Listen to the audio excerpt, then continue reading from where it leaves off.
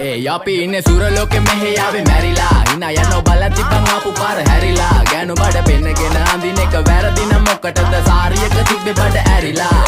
ඩෝංගල පතු වෙන්න ඕන් දැම්ම මාළුවන්ට පාන් දැම්ම වගේ ඇවිත් හාල යන්න එන්නේ පහල යන්න ඇවිත් කට වාල යන්න අපි ගැව්වේ මොරා නිසා පදිරි වෙන්නේ නෑනේ ඔය සාලයන්ට